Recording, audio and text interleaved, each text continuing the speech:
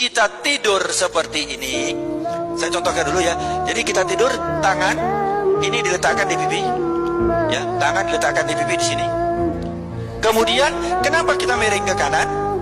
Nah, satu otak kita yang sebelah kiri itu berada di atas, sehingga tidak ditekan oleh otak yang sebelah kanan, sehingga dia lebih enteng nanti selama proses daripada tidur itu.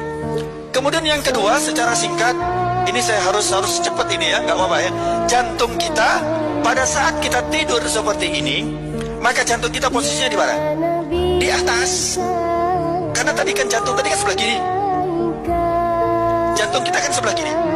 Terus kemudian kalau kita miring ke sana, maka jantung kita di bawah, paru-paru kita di atas. Sehingga di saat memompa, di saat paru-paru memompa untuk ekspirasi dan inspirasi, itu menekan daripada jantung. Kenapa? Karena dia berada di sini.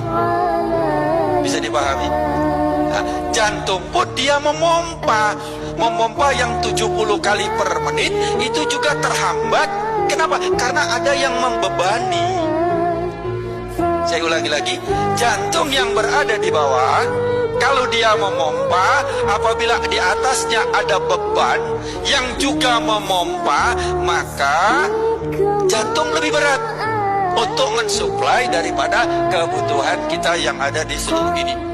Sebaliknya, kalau berada di atas, ini paru-paru 1, 2, 3, ini jadi bantalan buat jantung, sehingga jantung mompanya lebih rileks, lebih mudah. Kemudian paru-paru juga. Nah, di saat tidur itu pernafasan kita turun. Tidak 16, 12, 14, ya, tidak sampai 20. Turun. Kenapa? Karena ini tadi. Subhanallah. Rasulullah ajarkan seperti ini, padahal Rasulullah tidak mengenal anatomi. Tetapi kenapa? Itu sangat istimewa. Di saat kita tidur seperti itu, bahwa paru-paru itu tidak menekan daripada jantung. Yang kedua, jantung kita ini setelah memompa, kemudian di situ ada namanya aorta. Aorta pembuluh darah yang agak besar. Itu kemudian posisinya itu lebih atas dari organ yang lain.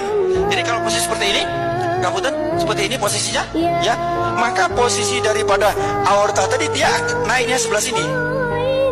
Aorta itu dia gini, jantung jelas masuk, kemudian dia akan memompa seluruh tubuh. Nah, ini posisinya berada di atas. Kalau berada di atas, sehingga dengan gaya gravitasi cairan itu mudah disebarkan seluruh tubuh, sehingga kita mudah sekali hilang rasa capek di saat kita tidur. Dan juga pembuangan dan pembersihan daripada di saat tidur itu adalah membersihkan racun.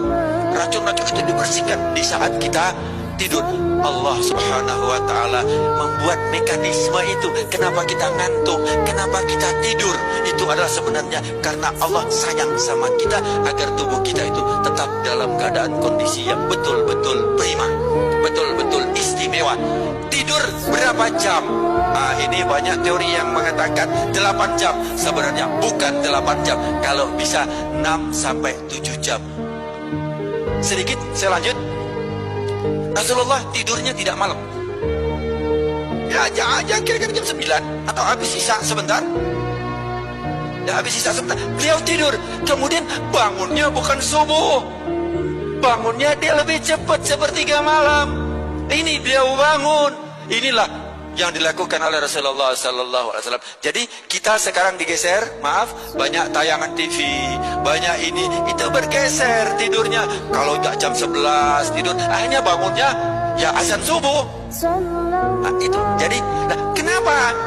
Karena apabila sudah datangnya gelap, maka Allah berikan itu kesempatan kita untuk istirahat, untuk istirahatkan tubuh kita. Saya kembali sedikit. Jadi di saat kita seperti ini tadi, nah ini sedikit aja, kurang 2 menit. Di saat kita tidur ini, kaki kita jangan lurus. Kaki kita jangan lurus. Kenapa? Kalau lurus, otot ini akan ketarik. Jadi harus rileks, ditarik sedikit, agak ditekuk.